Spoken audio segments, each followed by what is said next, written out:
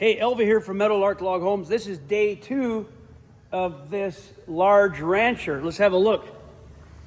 So yesterday morning, I showed them with one row of logs, I believe.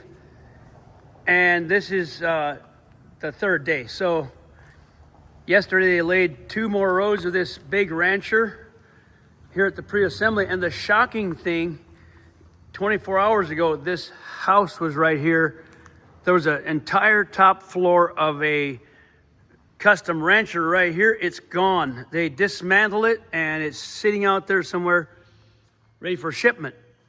So this is gone, this rancher, but this, let's see, that's the garage over there. I'm in the main, let's see, here's the view part right here with the prow front. The great room right here. And yeah, that's pretty good progress for one day. One day later, let's have a look here.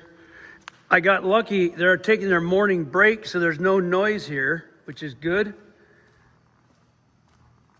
Anyhow, quick update. I'll be videoing a lot of this as it goes up, so you can see the progress of this beautiful custom rancher.